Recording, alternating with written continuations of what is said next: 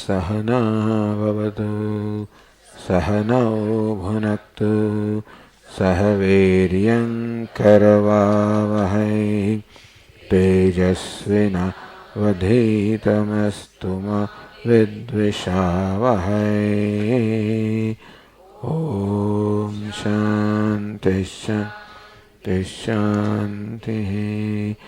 ॐ पूर्णमदः पूर्णमिदं पूर्णात् पूर्णमुदच्यते पूर्णस्य पूर्णमादाय पूर्णमेवावशिष्यते। ॐ शान्ति शान्ति शान्तिः। श्रुतिस्मृतिपुराणानाम् आलयं करुणालयं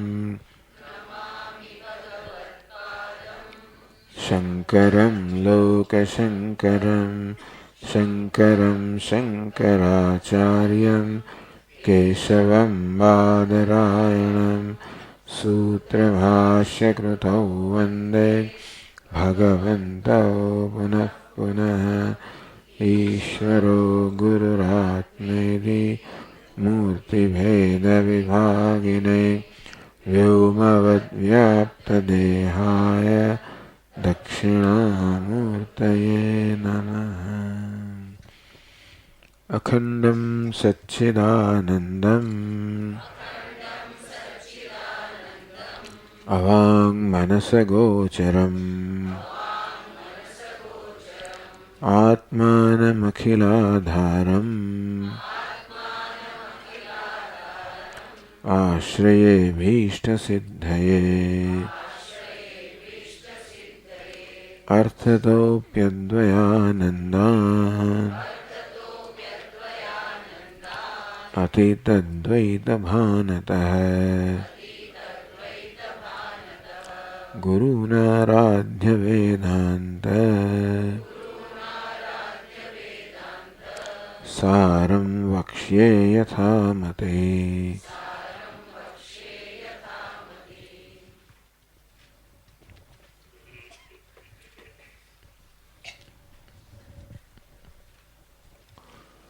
તો આગળના ફકરામાં સમજાવવામાં આવ્યું, આગળ તે પ્રમાણે આ બધી ચર્ચાની પાછળનું મુખ્ય પ્રયોજન છે કે જે પોતાને જીવ સમજે છે એ વાસ્તવમાં બ્રહ્મ છે. હું મારી જાત વિશે જે પ્રકારના ખ્યાલ સેવું છું તે હું નથી. આ દેહને હું માનીને, ઇન્દ્રિયોને, મન બુદ્ધિ આ સંગાતને હું માનીને હું મારા વિશે અનેક ખ્યાલ સેવું છું. આમ એ દ્વારા જ મારી જાતનું મૂલ્યાંકન કરું છું. જ્યારે જ્યારે મારા વિશે વિચારું કે હું કોણ છું, ક્યાં પહોંચ્યો, જીવનમાં શું સિદ્ધ કર્યું, આમ મારા વિશે કઈ પણ પ્રકારનો વિચાર કરું, કેવી સફળતા મેળવી, આ બધો નિર્ણય હું કરતો હોઉં છું ઉપાધિના દૃષ્ટિબિંદુથી કે શરીર કેવું છે, ઇન્દ્રિયો કેવી છે, મન ક્યાં સુધી પહોંચ્યું, બુદ્ધિ ક્યાં સુધી પહોંચી, અહંકાર ક્યાં સુધી પહોંચ્યો.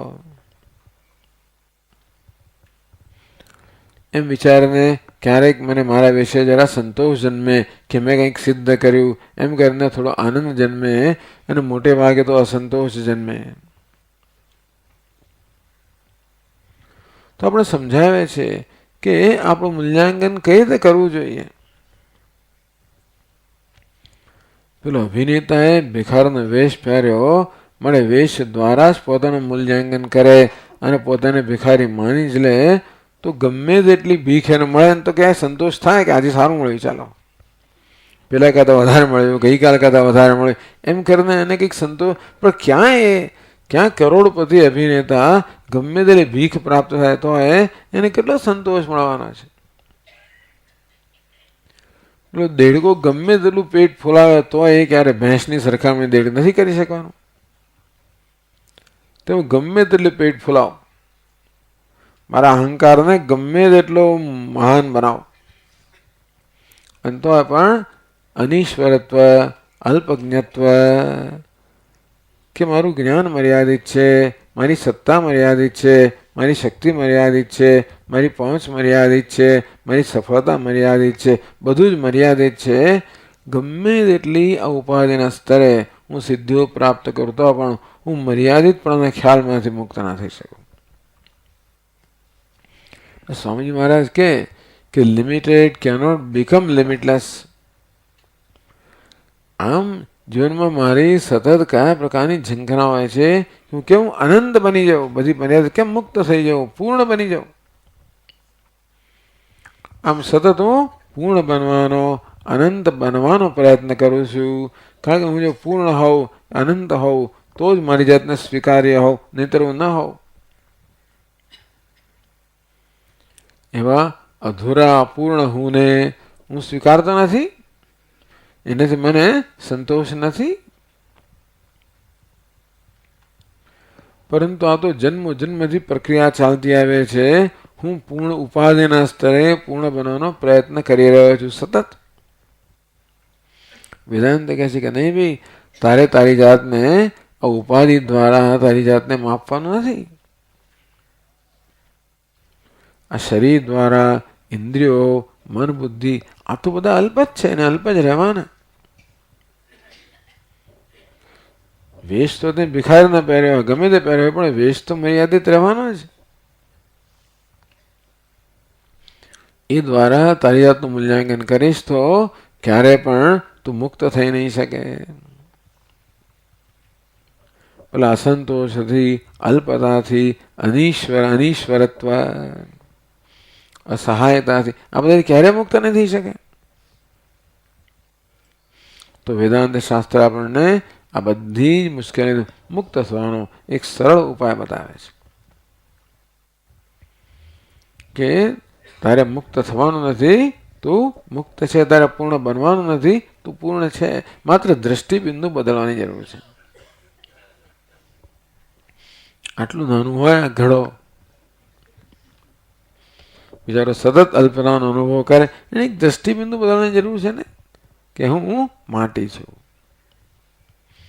માટીની દ્રષ્ટિએ આ ઘડામાં કે મોટા ઘડામાં કે માટલામાં કોઈ તફાવત નથી.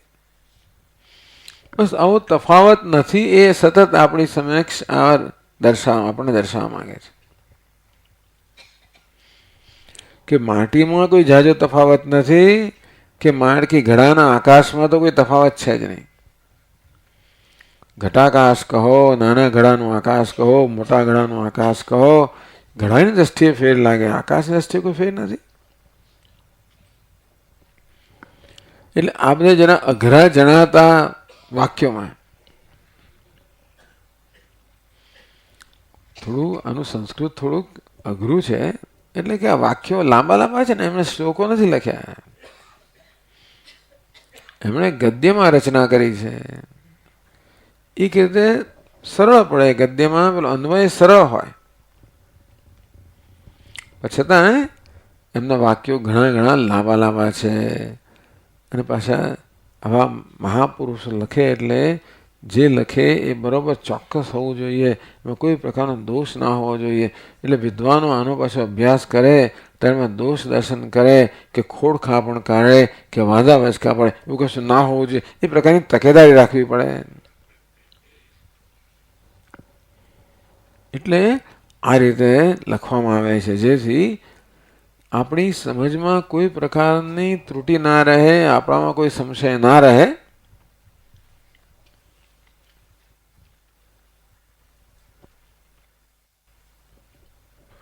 તો બે વસ્તુની વાત કરવામાં આવી, સમષ્ટિ અને વ્યષ્ટિ. સમષ્ટિ ઉપાધિ કે વેશની વાત કરવામાં આવી, વિશુદ્ધ સત્વ પ્રધાન અજ્ઞાન. વ્યષ્ટિ એટલે જીવાત્મા, એના વેશની વાત કરવામાં આવી, મલિન સત્વ પ્રધાન.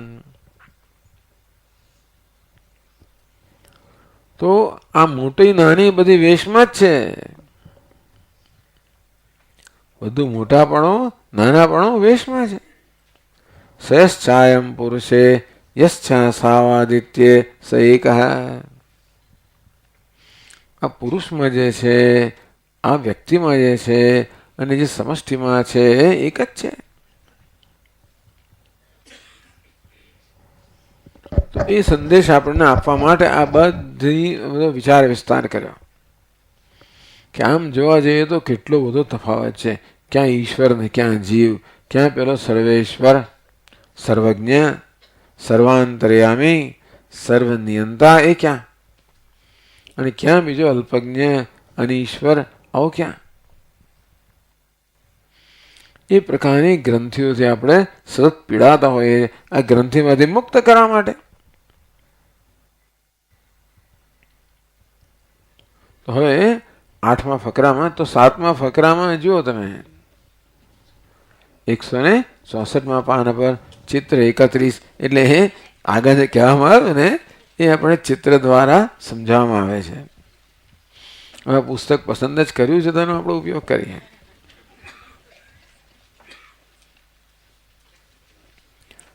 અજ્ઞાનની વ્યષ્ટિ વચ્ચે છે શુદ્ધ ચૈતન્ય, એ જ જીવ કહેવાય છે. કેમ? નીચે લખ્યું મલિન સત્વ પ્રધાન અજ્ઞાન રૂપી નિકૃષ્ટ કે ઉતરતી અધમ ઉપાધિને કારણે એ શુદ્ધ ચૈતન્ય જીવ કોણ કહેવાય છે? શુદ્ધ ચૈતન્ય જ. અલ્પતા ક્યાં છે? એના વેશમાં છે, એનામાં નથી. બધી અલ્પતા ક્યાં છે? વેશમાં છે. પણ વેશમાં અહમ ભાવને કારણે વેશની અલ્પતાને પોતાની અલ્પતા માને છે, અને પોતાને એટલે અલ્પજ્ઞત્વ, અનીશ્વરત્વ, અલ્પ જ્ઞાનપણું, અનીશ્વરત્વ, અસહાયપણું, કે પછી અલ્પ શાસકપણું. દરેક માણસ શાસન કરવાનો પ્રયત્ન કરે ખરો. માણસને આપણે એક જરૂરિયાત છે કે હું કંઈક છું અને તેથી હું કંઈક હોવો જોઈએ. દરેક જણ પોતાના વર્તુળમાં શાસન કરવાનો પ્રયત્ન કરે. બાપ હોય તો પોતાના સંતાનો, પત્નીઓ, ફલાણો, ઢીકણું બજાર એના પર આમ શાસન કરવાનો પ્રયત્ન કરે. ગુરુ હોય એમ શિષ્યો પર શાસન કરવાનો પ્રયત્ન કરે. સાહેબ હોય તો એમના પહેલા બધા એની શાસન કરવાનો પ્રયત્ન કરે. બધા લોકો રૂઆબ જવા માંગે.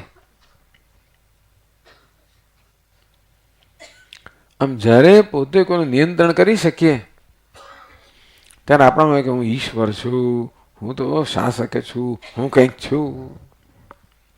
કંટ્રોલિંગ. આ પ્રકારે મોટાભાગના માણસોના પ્રશ્ન હોય છે કે કંટ્રોલિંગ સાયકોલોજી, કેવી રીતે બીજાનું કંટ્રોલ કરો, બીજાનું નિયમન કેમ કરવું, કેમ પોતાની વસ્તુ જે છે એને જ સ્થાપિત કરવી. આ બધામાંથી કંઈક તત્કાલીન, ટેમ્પરરી, અલ્પકાલીન સંતોષ મળતો હોય છે, પણ અહંકારને આગળ કરવાની, અહંકારને પોષવાની આ બધી વૃત્તિઓ આપણે જ ભારે પડી જાય છે. એ બધું દૂધ પાઈને સાપ ઉછેરવા જેવું છે. કે એકવાર પેલો ચસ્કો લાગ્યો ને નિયંત્રણ કરવાનો, પછી બધે નિયંત્રણ કરવા જાય, બધાનું નિયંત્રણ કરવા જઈએ. તેવું તો કે નિયંત્રણ થતું હશે તો ઘણા પછી શેરને માટે સવા શેર નીકળે ને. એક જંગલમાં એક વાઘ છે, બધે પોતાનો રૂઆબ જમાવે. એક જણા ખબર છે ને હું કોણ છું, બધાને દબડાવે. તો એક સસલાને તો સસલું બિચારું કેટલું દબડાવા મળ્યું એને. સસલું કે રાગમાં જંગલનો રાજ, સસલું કે હું રાજા છું. સસલામાં આવી હિંમત, હું રાજા છું. તારામાં આવું કહેવાની હિંમત તો કે હા બતાવી આપીશ કે છે. પેલું સસલું પેલા વાઘને કહે આવી જાઓ કે આપણે વચ્ચે લડાઈ થઈ જાય. બે વચ્ચે લડાઈનું આયોજન થયું. બોલો કોની વચ્ચે? વાઘ અને સસલા વચ્ચે. આખા જંગલમાં જાહેરાત થઈ ગઈ આ બધા વાઘથી બધા લોકો ત્રસ્ત હતા જ જો આમ તો. એટલે બધા જોવા તો માગતા હતા કે એનું શું થાય છે, પણ છતાં બધા ભેગા થઈ ગયા. અને મેદાનની અંદર ચારે બાજુ બધા ગોઠવાઈ ગયા. હાથીદાર ને છે ને ફલાણા ઢીકણા બધા લોકો ભેગા થઈ ગયા. બધા બધા વાજેન્દ્ર સાથે પેલાને પાનો ચડાવવા માટે સસલાને. બધા સસલાનો પક્ષ કરતા હતા. સસલાની પણ હિંમત. સસલું મોજા પહેરીને આવેલું લડાઈ કરવા માટે. વાઘ આમ કૂદે પેલું આમ નીચે જ જતું રહે. પેલું સસલું જલ્દી હાથમાં ના આવે. વાઘ આક્રમણ આમ ખસી જાય, પેલું ખસી જાય, આમ જઈને આમ નીચે જ જતું રહે અને પાછળ એક થપાટ મારે. થપાટ મારે એટલે એમાં ધુમાડો નીકળે. એટલે વાઘને કહે જો આ તારો દમ કાઢી નાખું છું કે સસલું ભાજી પેલા કહો જો તારો દમ નીકળી રહ્યો છે કે ધુમાડો નીકળે અંદરથી. વાઘ શરૂઆતમાં બહુ ધ્યાન ના આપે, પણ પછી જેટલી વાર પેલું થપાટ પેલું છટકી જાય ને થપાટ મારે અને દમ નીકળે અંદર છે. તો દમ કાઢી નાખું છું કે વાઘ થોડો ગભરાવા માંડ્યો કે આ તમારો દમ નીકળી રહ્યો છે.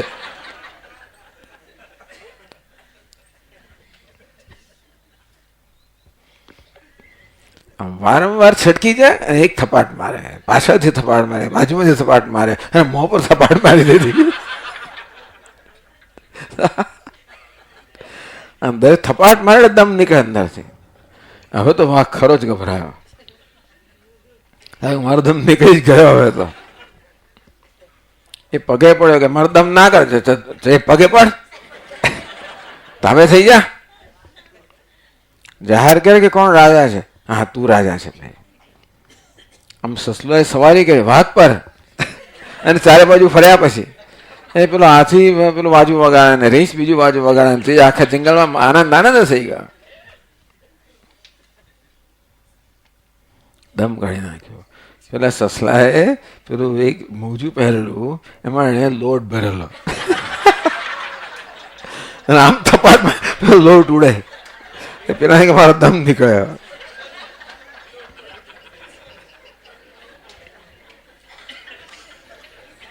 આવું શેરના માથે કોઈ સવા શેર નીકળે એટલે ટૂંકમાં કોઈ આ દુનિયાની કશી વસ્તુઓ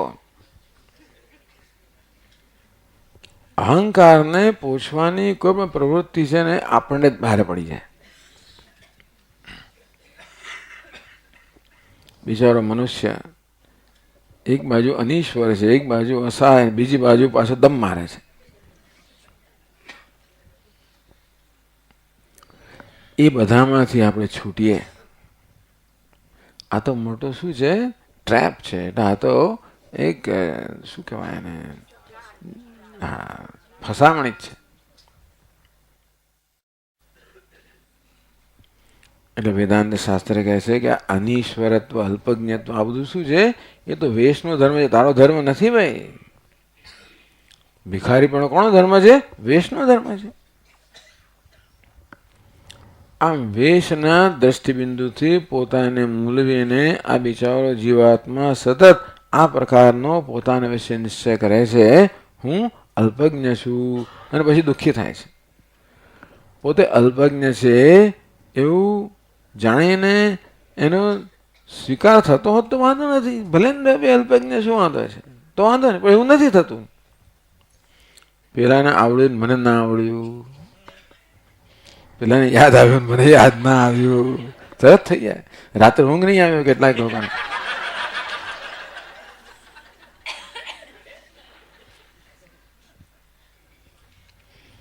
આવી રીતે અલ્પજ્ઞત્વ, અનીશ્વરત્વ.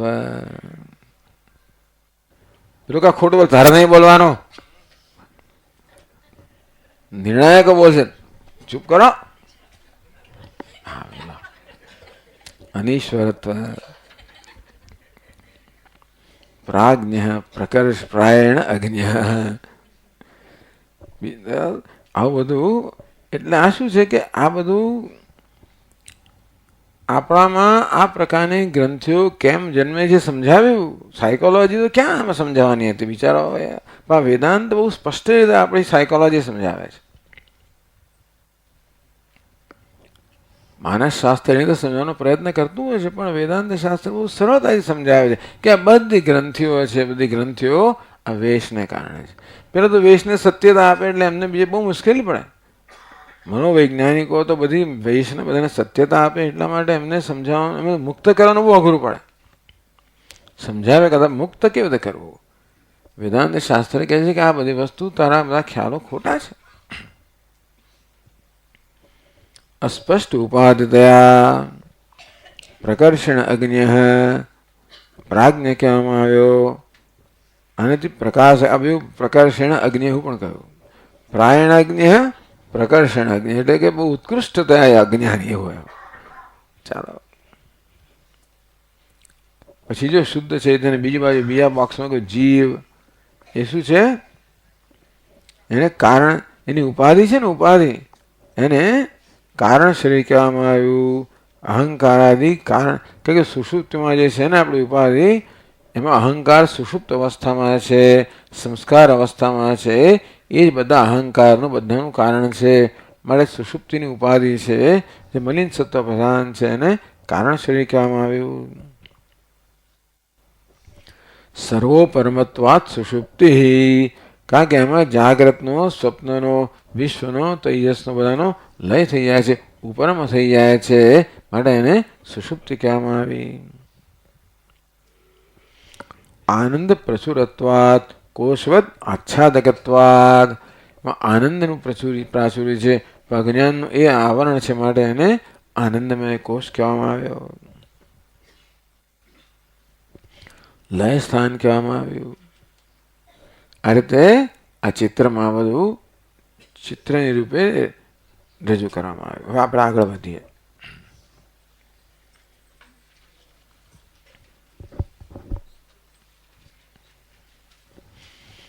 હવે કહેવામાં આવ્યું કે સુષુપ્તિની અંદર આ જીવ આનંદનો અનુભવ કરે છે. પ્રશ્ન એ થયો કે અનુભવ કરવા માટે હંમેશા વૃત્તિ જોઈએ. મનની વૃત્તિ હોય તો જ કોઈ પણ અનુભવ થઈ શકે. આ ઘડાનો અનુભવ ક્યારે થાય? ઘડાના આકારની વૃત્તિ, વૃત્તિ એટલે વિચાર મનમાં જન્મે તો આપણને ઘડાનો અનુભવ થાય. ઘડો હોય તો ખરો, પણ મારા મનમાં જો વૃત્તિ ના જન્મે તો ઘડાનો અનુભવ ના થાય. બા મારું શર્ટ ક્યાં છે?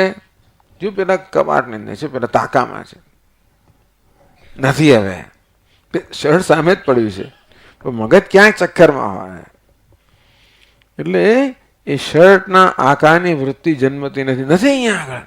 પછી આમ આવે અને કાન પકડીને બતાવે જો આ રહ્યો.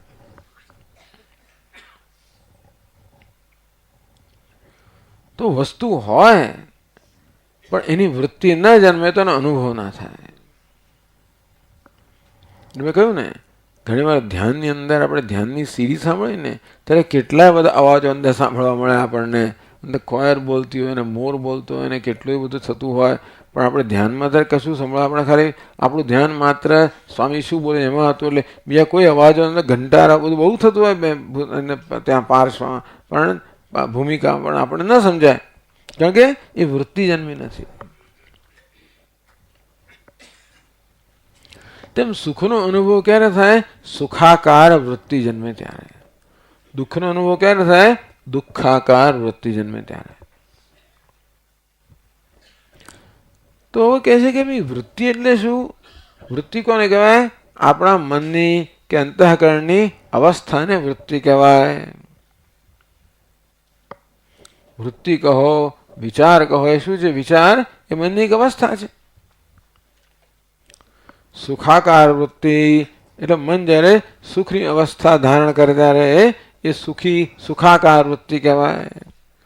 મન દુઃખની આકાર ધારણ કરે ત્યારે દુઃખ. આ મન કેવું છે? સતત જુદા જુદા આકાર ધારણ કર્યા કરે છે. જે પેલું મીણ હોય ને એને આપણે ઓગાળીને જે બીવામાં ઢાળીએ એ બીવાનો આકાર ગ્રહણ કરી લે, તેવી રીતે આપણું મન પણ જે વિષયમાં ઢાળીએ એ વિષયનો આકાર ગ્રહણ કરી લે. આમ ઘડો હોય ને તો ઘડાનો આકાર ધારણ કરે, જે ઘડિયાળ સામે જોઉં તો ઘડિયાળનો આકાર ધારણ કરે, એમ કરીને જુદી વૃત્તિઓ ઉઠ્યા કરે. ટૂંકમાં અનુભવ થવા માટે અનુભવના વિષયના આકારની વૃત્તિ જોઈએ. વૃત્તિ ક્યારે હોય? મન હોય ત્યારે, કારણ મનની અવસ્થા. પણ સુષુપ્ત મન જ નથી. આપ તો કહો છો કે સુષુપ્તિમાં ગાઢ નિદ્રામાં આપણને આનંદનો અનુભવ થાય છે, પણ અનુભવ કરવા માટેનું સાધન જે જોઈએ એ વૃત્તિ તો છે નહીં.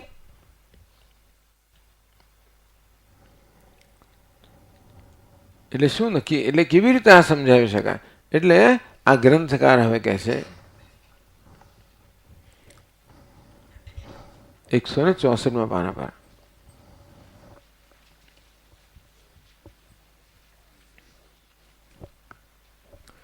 તદાનીમ એતૌ ઈશ્વર પ્રાજ્ઞૌ ચૈતન્ય પ્રદીપ્તાભિः અતિસૂક્ષ્માભિः અજ્ઞાનવૃત્તિભિः આનંદમ અનુભવતઃ આનંદભુક ચેતોમુખઃ પ્રાજ્ઞઃ ઇતિ શ્રુતેઃ સુખમ અહમસ્વાપ્સમ ન કિંચિત અવેદિશમ ઇતિ ઉત્થિતસ્ય પરામર્શ ઉપપત્તેશ્ચ.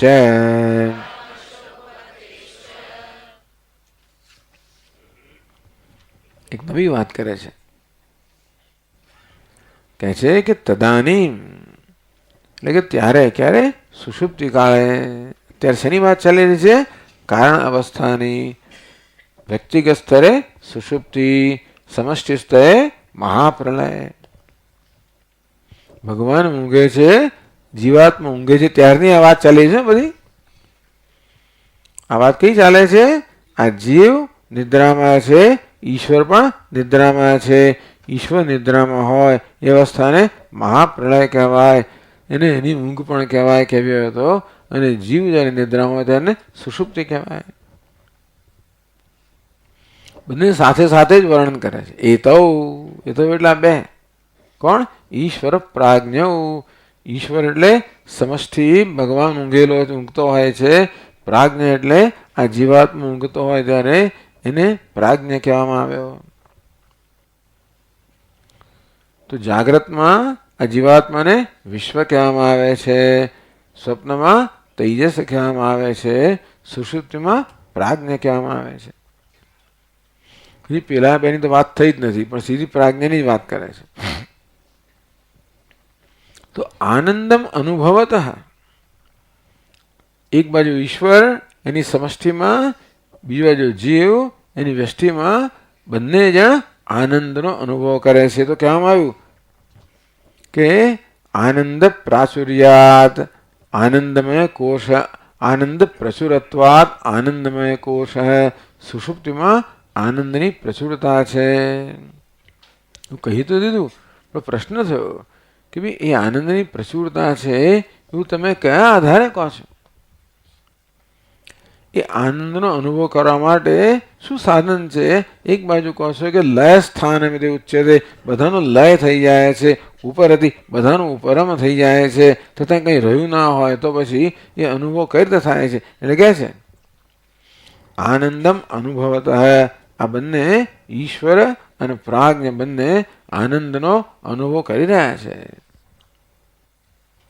ક્યાં? સુષુપ્તિમાં. શેના વડે? અજ્ઞાન વૃત્તિભિઃ. આ ગ્રંથકાર કહે છે કે સુષુપ્તિમાં પણ વૃત્તિ હોય છે. કેવી? અતિ સૂક્ષ્માભિઃ.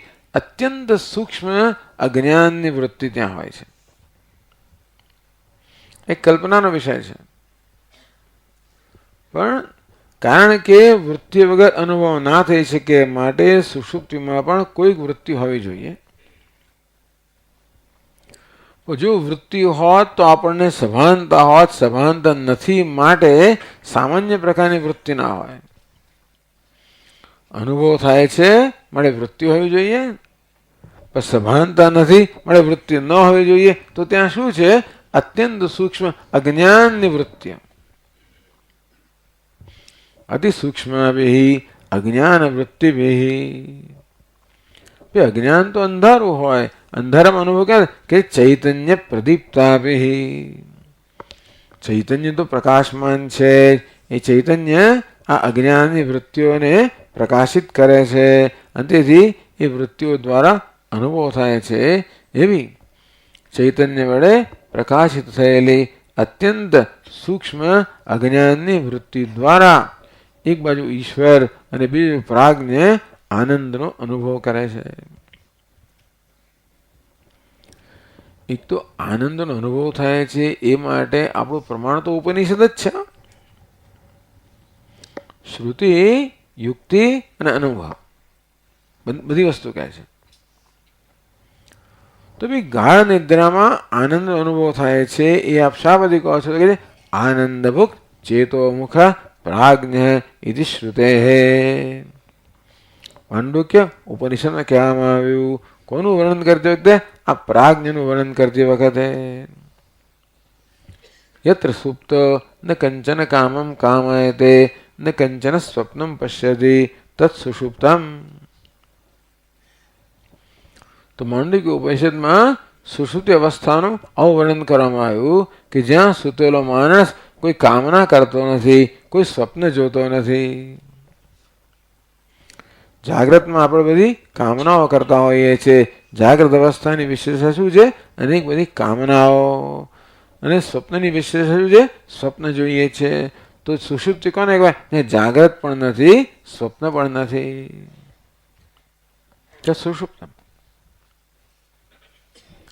પછી એનું વર્ણન કર્યું. સુષુપ્ત સ્થાન એકીભૂત પ્રજ્ઞાન ઘન. સુષુપ્તિ જેનું સ્થાન છે જે અનેક વૃત્તિઓમાંથી એક અજ્ઞાન વૃત્તિ બની ગઈ છે અને ઘનીભૂત થઈ ગયું. પ્રજ્ઞાન ઘન, ઘનીભૂત થઈ ગયું અજ્ઞાનને કારણે. અનેક વૃત્તિઓ બધી ઘનીભૂત થઈ ગઈ. આનંદમયો હિ આનંદભુક. એવો છે આનંદમય છે. આનંદભુક આનંદનો અનુભવ કરનાર છે. આવું ઉપનિષદમાં કહ્યું. એટલે માંડવ્ય ઉપનિષદ શું કહે કે આ જીવાત્મા સુષુપ્તિની અંદર આનંદનો અનુભવ, આનંદભુક, આનંદને ભોગવનારને આનંદભુક કહેવાય.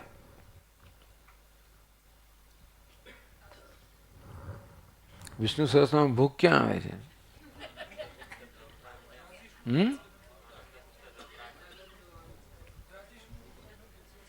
રાજેશનો ભોજનમ ભોગતા. તો કોણ ભૂખ ક્યાં આવે છે? ભૂખ સ્વસ્તિકૃત સ્વસ્તિ ભૂખ સ્વસ્તિ યજ્ઞ ભૂખ, યજ્ઞકૃત યજ્ઞ વગેરે એની પહેલા પણ આવે છે. પણ ચાલો, એટલે ભૂખ એટલે કે ભોગવનાર. તો મારા મનમાં તો એના કરતા જુદો જવાબ આવે છે, મારે સ્વીકારી લેવું પડે છે. ગઈકાલ રાત્રે તો એટલે આપણે કોઈ હું કહું છું એ જવાબ આપો. નમો નમઃ નમઃ.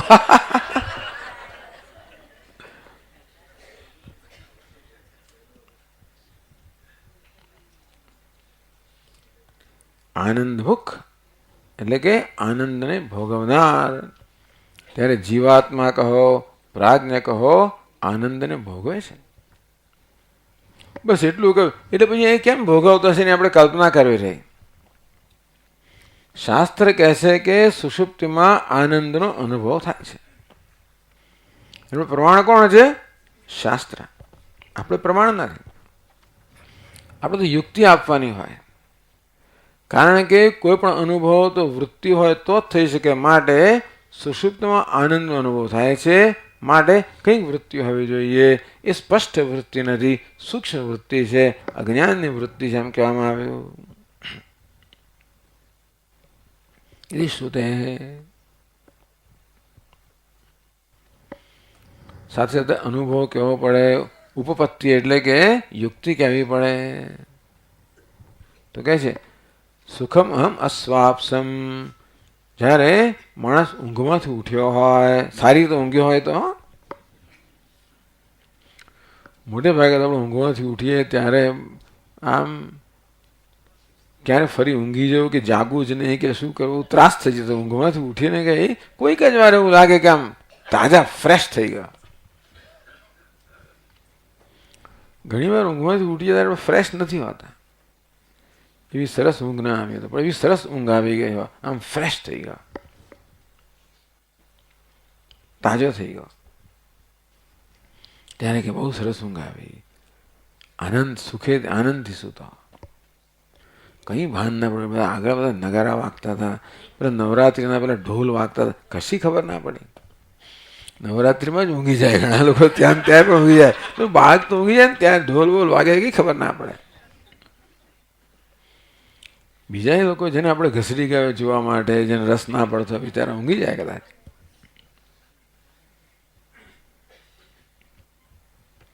સુખમ હમ અસ્વાપ્સમ ન કિંચિત અવેદિશમ.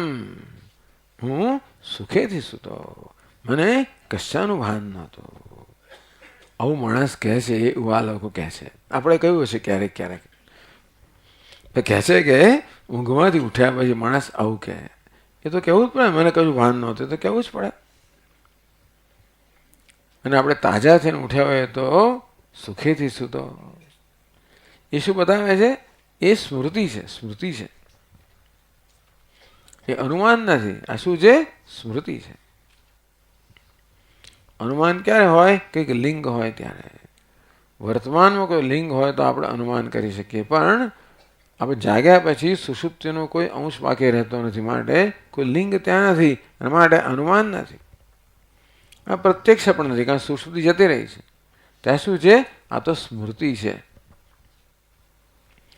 ટૂંકમાં સવારના પરમાં આપણે ઉઠીને જ્યારે કહીએ કે હું સુખેથી સૂતો, ત્યારે આપણે સ્મરણ થાય છે શેનું? આપણે સુષુપ્તિમાં ગાળા નિદ્રામાં જે અનુભવ કરેલો એ અનુભવનું સ્મરણ થાય છે. યા સ્મૃતિ સા અનુભવ પૂર્વિકા. જે સ્મરણ હોય, સ્મૃતિ ક્યારે થાય, યાદ ક્યારે આવે, એનો અનુભવ થયો. પરામર્શ એટલે કે યાદ આવવું, સ્મરણ થવું. સ્મરણ શું થાય? આપણે જેનો અનુભવ કર્યો હોય એનું જ આપણને સ્મરણ થાય. તમે અનુભવ કર્યો હોય એનું સ્મરણ મને થાય, મારો અનુભવ હોય એનું સ્મરણ તમને ના થાય. બહુ સારું છે, એ વ્યવસ્થા સારી છે. બીજાના અનુભવનું આપણે સ્મરણ થતું હોત તો ભગવાન ગાણા થઈ ગયા હોત. આપણે દુનિયા આપણા વિશે શું વિચારે છે જો ખબર પડી જાય ને આપણને.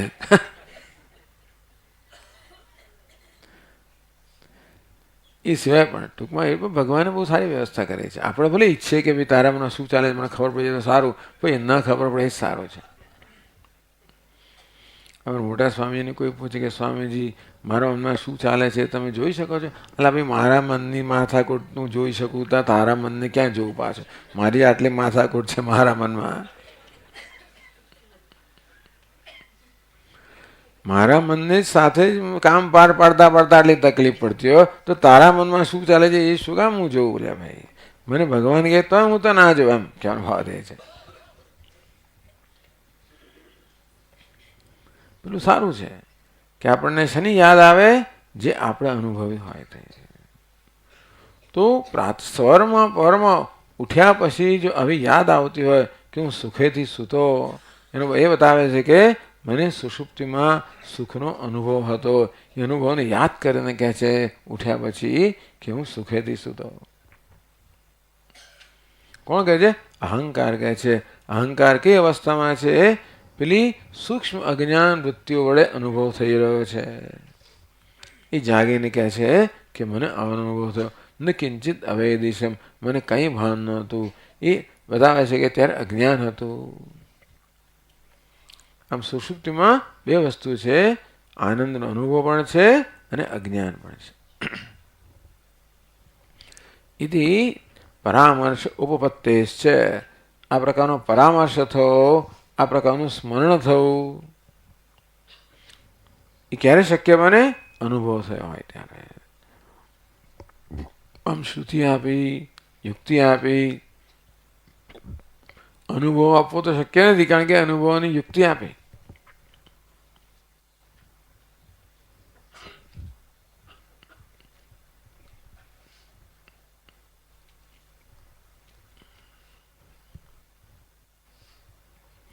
હવે કહે છે કે કેવી રીતે ઈશ્વરનો વેશ ભલે ગમે તેટલો ઉત્કૃષ્ટ હોય અને જીવનો વેશ ગમે તેટલો નિકૃષ્ટ હોય,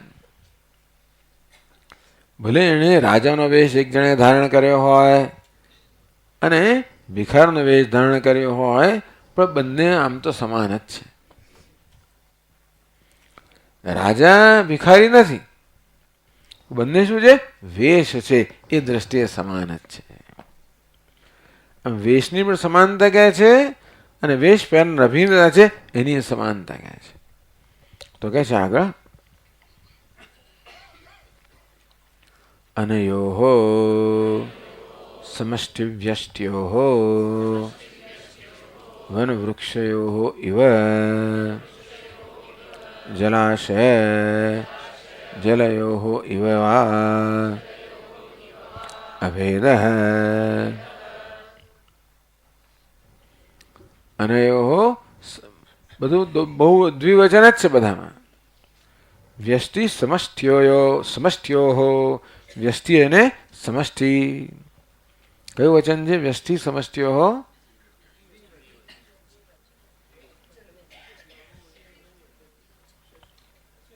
કઈ વિભક્તિ છે?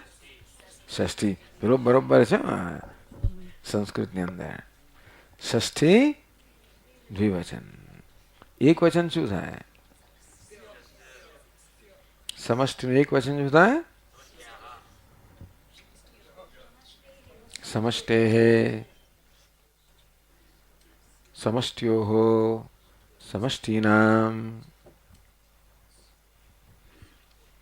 ચાલો, અનયોઃ સમષ્ટિ વ્યષ્ટ્યોઃ વન વૃક્ષ. આમ વન કહેવાય, બહુ વૃક્ષનો સમુદાય છે. પેલું વૃક્ષ કહેવાય, પણ વૃક્ષ તો સમાન જ છે ને બંનેમાં. એક વૃક્ષ જળત્વ, એક તરંગ કહેવાય, મોજું કહેવાય, બીજો સમુદ્ર કહેવાય, પણ જળ પણ તો સમાન જ છે, આકાર પણ સમાન જ છે ને. ચલો, સમુદ્રનો મોટો આકાર છે, તરંગ નાનો આકાર છે, બંને આકારવાળા તો ખરા જ ને.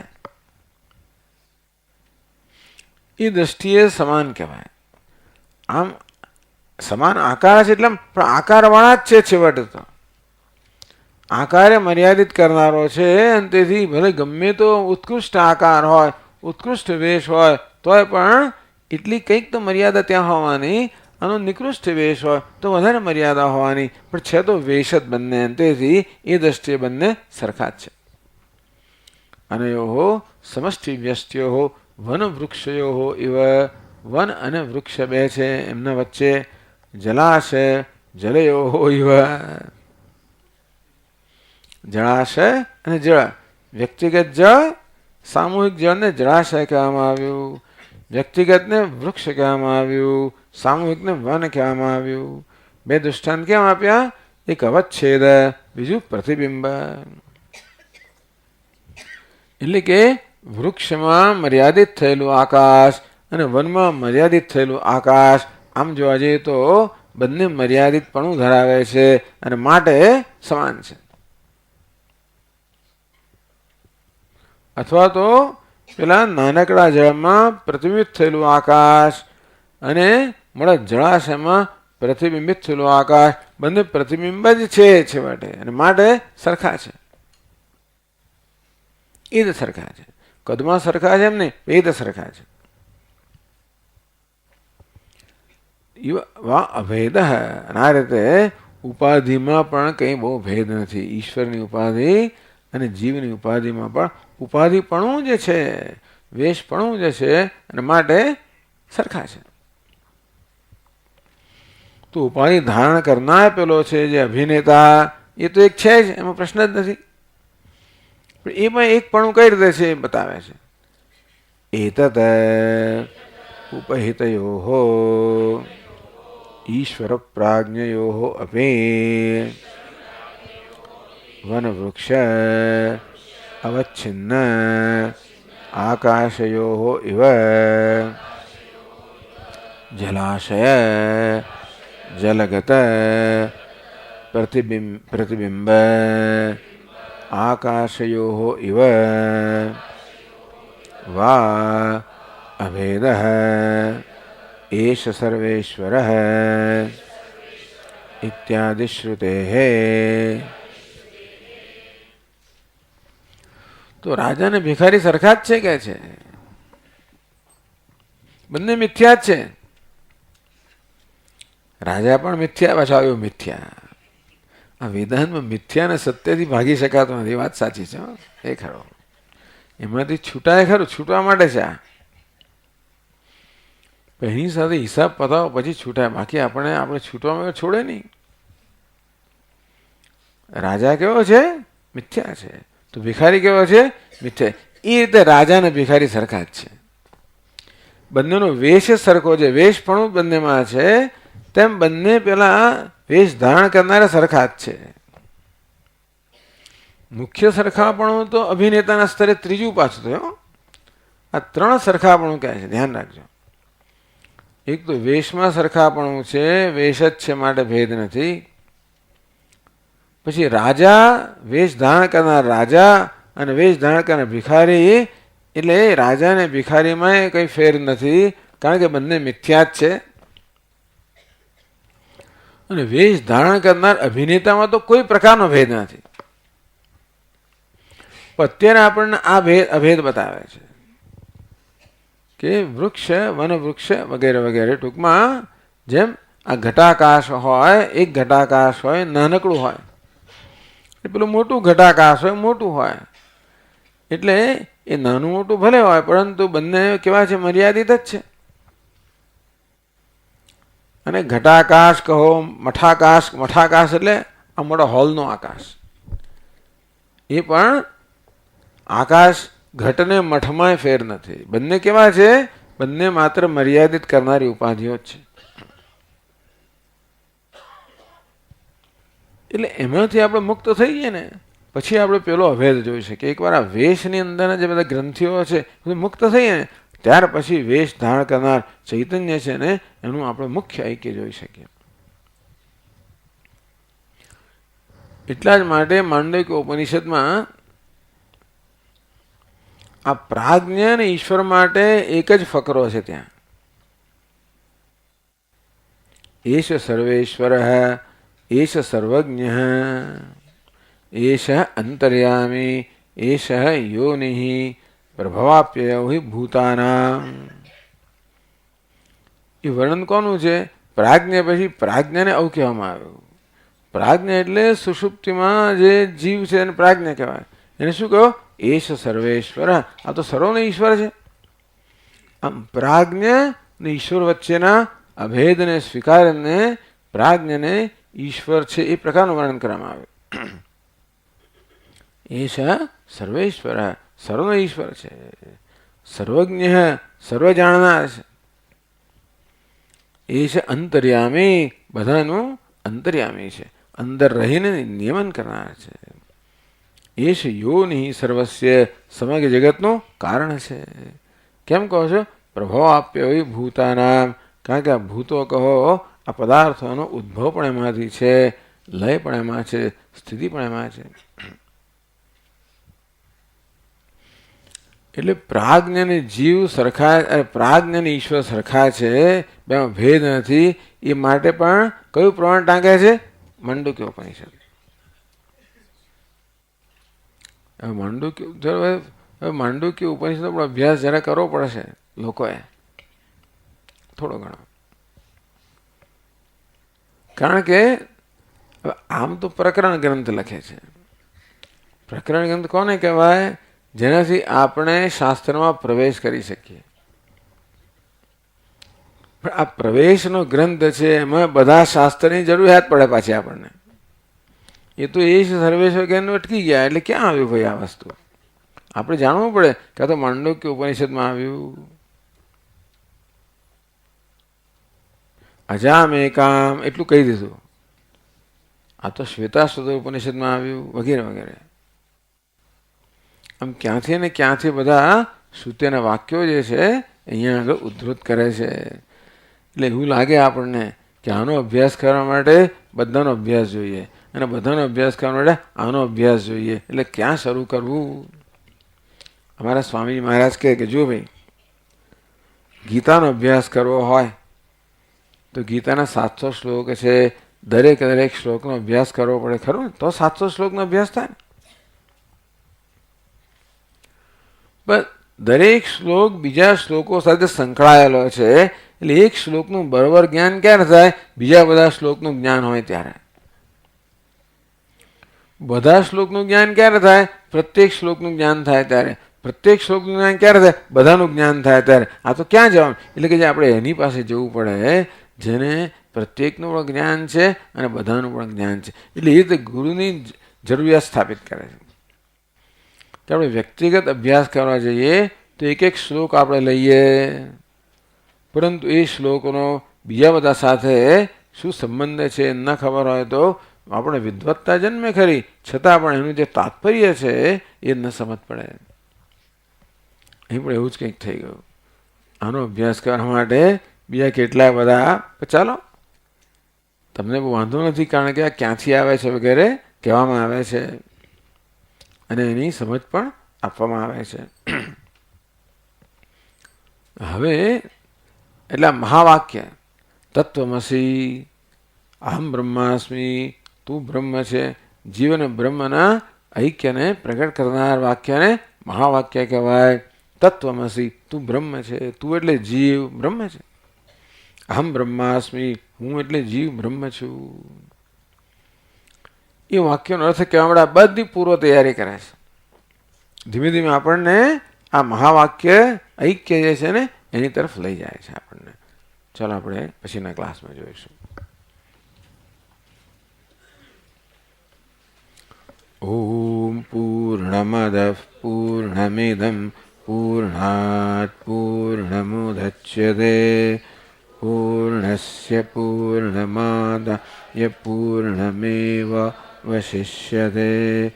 ઓમ શાંતિ શાંતિ શાંતિ. શંકરં શંકરાચાર્યં કેશવં બાદરાયણં સૂત્રભાષ્યકૃતૌ વંદે ભગવन्तौ પુનઃ પુનઃ. ઈશ્વરો ગુરુરાત્મેતિ વ્યોમવદ્વ્યાપ્તદેહાય દક્ષિણામૂર્તયે નમઃ. ઓમ શાંતિ શાંતિ શાંતિ. હરિ ઓમ. શ્રી ગુરુભ્યો નમઃ. હરિ ઓમ.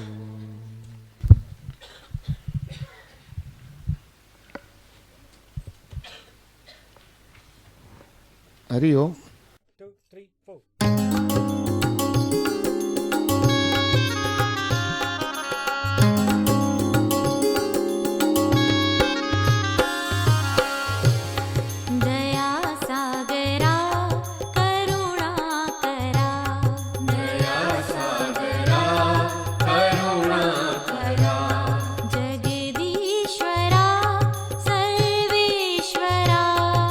जगदीश्वरा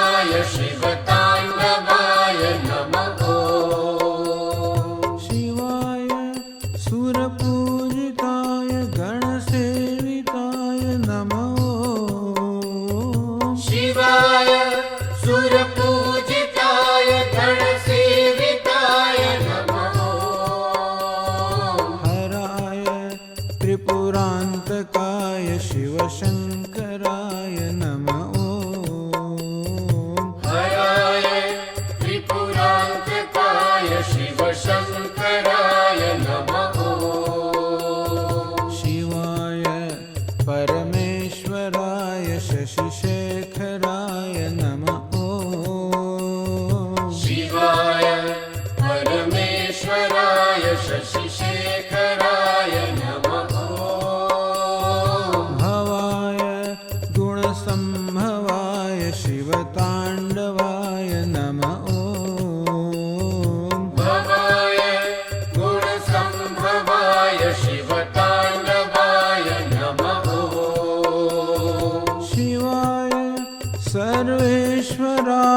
चन्द्रभूषणाय नमः शिवाय सर्वेश्वराय चन्द्रभूषणाय नमः हराय हरिपूजिताय गुहवन्दिताय नमः हराय हरिपूजिताय गुहवन्दिताय नमः शिवाय परमेश्वराय शशिशेखराय नमः शिवाय परमेश्वराय शशिशेखराय नमः भवाय गुणसम्भवाय शिवताण्डवाय नमः भवाय गुणसम्भवाय शिवताण्डवाय नमः शिवाय भवभञ्जनाय मृत्युञ्जयाय नमः शिवाय भवभञ्जनाय मृत्युञ्जयाय नमः हराय वृषभध्वजाय भक्तप्रियाय नमः